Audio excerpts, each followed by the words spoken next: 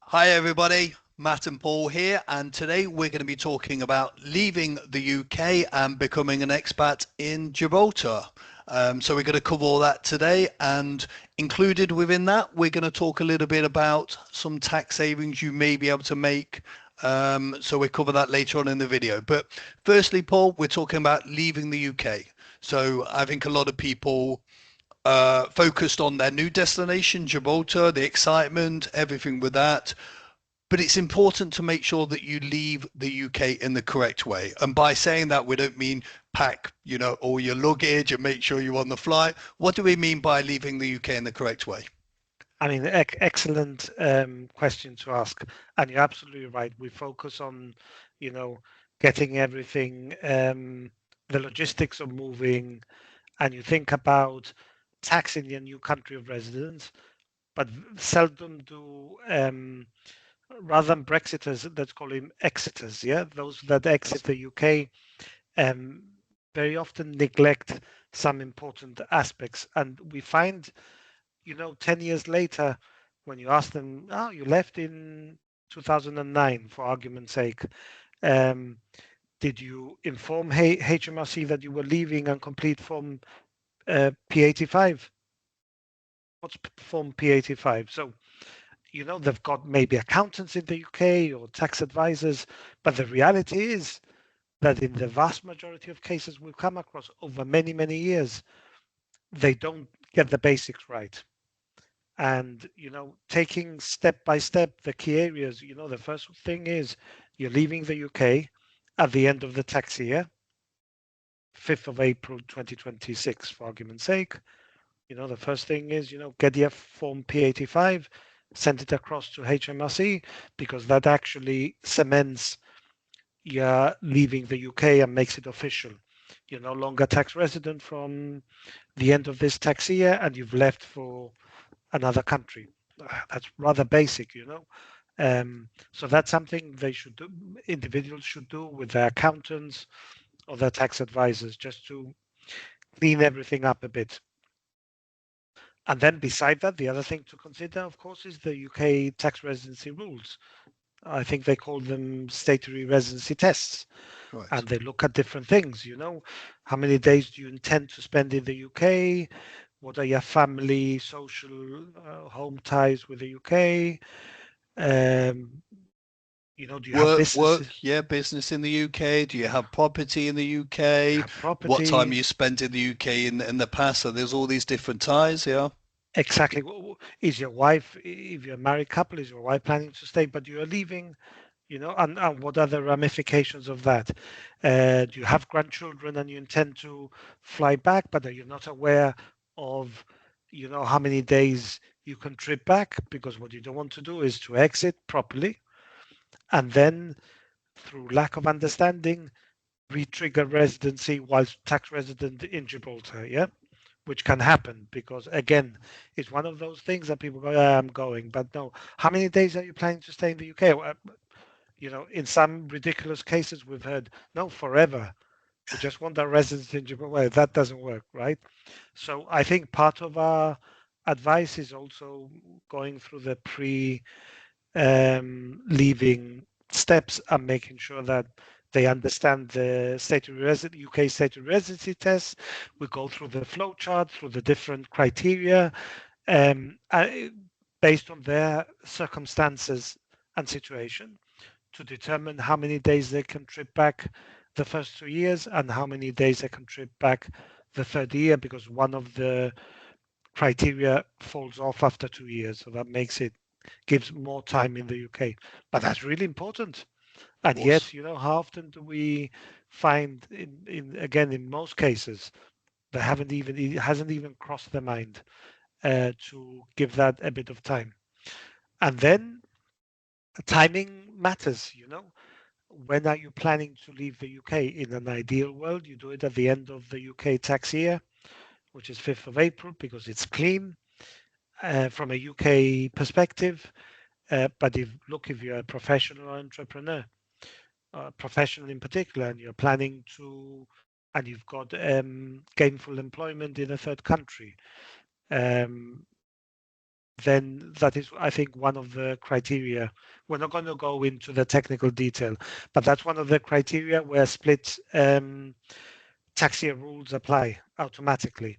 Yeah. So very often, the timing of your exit can save a lot of money or cost you a lot of money if you don't consider the implications. Definitely. I think from my experience as well, the split tax year can be quite complicated, but you're right. I think a lot of people, they tend to look at the new year as well. That's a natural thing, isn't it? They come over to Gibraltar and say, mid-January, start their new life. Great, I'm a tax resident in Gibraltar now, which is technically correct, but also you would likely, or in a lot of situations, you're still a tax resident in the UK because you spent so much time in the UK since April of the last year. So again, another one that, people have to consider this, which I think maybe is overlooked. Completely. I think, you know, moving past timing and split year rules and all that, I think um, many people are relocating, whether it's Gibraltar or third countries. They don't realize that UK tax doesn't automatically stop once they exit the UK. And more so, given the changes we've seen in the UK autumn budget of 2024, when they changed the regime for UK inheritance tax from a domicile based to a residency based regime. So the rules have changed completely. And yeah, if you have UK property, you're still liable to capital gains tax on on selling the property, with the caveat that it goes back to April 2015. So only any capital increase from 6th of April 15 onwards, I believe, because that's when the rules changed. So you're still liable to capital gains. Um, you still pay and have to file a tax return, um, and pay tax if you're renting a property in the UK. So you pay rental tax on rental income.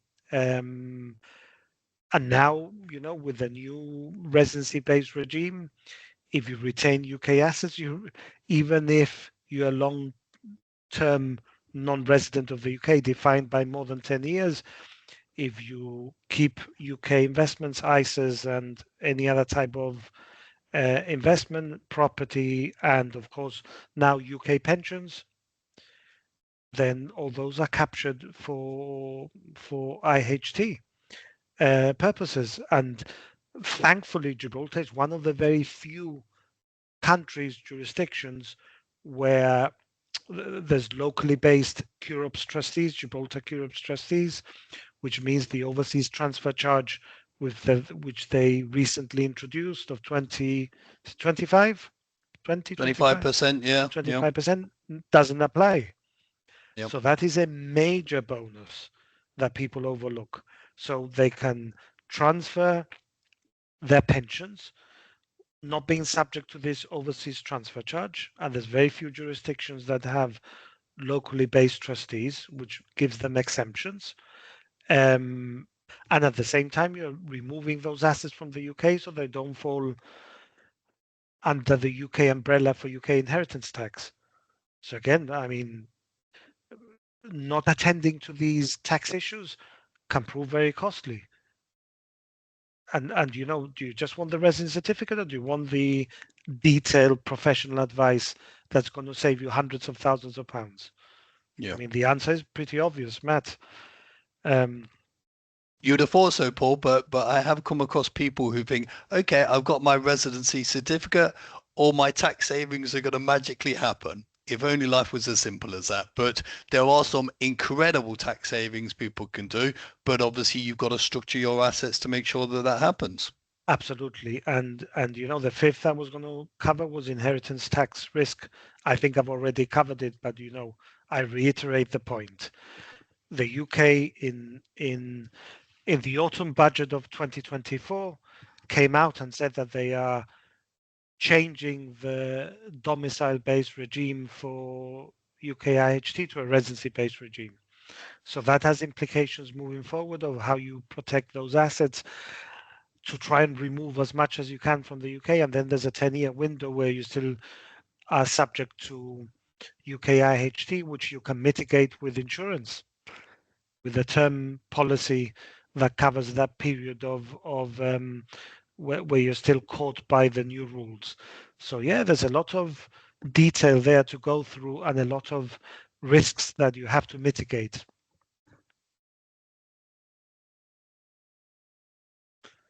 And then I would move on to pensions. I think we've covered pensions, that they are now, you can transfer them safely, not subject to overseas transfer charge. You remove them from UK inheritance tax after 10 years. So that's all plus, plus, plus. But I think what we haven't spoken about is the tax treatment of a of a UK pension transferred into a Gibraltar Europe's, and the fact that the tax treatment is currently extremely favorable. You pay tax at 2.5% on Two and a drawdown. half percent. Yeah, Paul, extremely favorable. I think that's an understatement there, isn't it? 2.5%. This is after you take your tax-free lump sum if you want as well. So 2.5% flat rate on drawdown is just unbelievable in my eyes anyway. Yeah, it's a slap on the wrist, but Yeah, in actual fact, it's almost no tax without being no ex tax, right? exactly. Yeah, So I think it's really, really attractive because you've got more money for your buck. Yeah, it's your money stretches more, or you can enjoy um, a higher, a better lifestyle with the same. You would have less disposable income in the UK for every drawdown you made. So I don't think correct. it's something you take lightly or overlook. No, definitely not. Um, so that's really, really good. Um,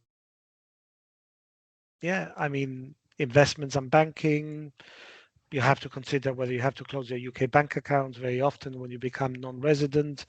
You probably have to look at whether your insurance policies remain valid after you left, or you have to get new policies. I mean, yeah, this is about joining up all the different strands of the advice we give the client, whether it's tax, whether it's pensions, whether it's investments, whether it's relocation. And rather than receive fragmented advice that inevitably will cause problems and issues down the road, we provide that tailored, holistic advice, from through one source that makes sure that it's a seamless transition and you've ticked all the boxes and done it methodically and correctly. So yeah, leaving the UK is the often overlooked, you know, who cares? I've Yeah, got everything. I've got my residence certificate. Well, actually, it's the most important thing you should be doing. You don't start the book from the back. Yeah, you start from the front. And the first step is, making sure that the first steps are correct, which yeah. is when you're leaving. I mean, Paul, I would say the first steps is to give us a quick call, isn't it? Because we always say, and it's true, you know, you need to plan in advance. There's so much to do, and we've touched on a few things, quite a few today, in fairness, but not got into the detail. And everyone's situation is personal to them, is different. There isn't, and that's why it frustrates me. You see these like Facebook groups or these message boards online, and people say, well, I did this, or my friend did this, or you can do this. And you read the stuff and you think, God, this is absolute rubbish. But people are going to follow it because naturally, it sounds great. So engage with us early. We can cover leaving the UK, your relocation and residency in Gibraltar, and the tax planning in both jurisdictions. And I would add that if you want someone to tell you what you want to hear, then we are not the firm. We will be honest and truthful, and we will address all the issues correctly. So there has to be a good match, and Matt, that we have those honest conversations from the very beginning. There's no trying to avoid the difficult issues that crop up during this process. No, we tackle them head on from the beginning. Absolutely. Absolutely. Yeah. Um, that's great. So I hope everybody enjoyed this video. Please make sure you subscribe, like, share, comment on our videos if you've got any questions for us. Thank you and speak to you soon.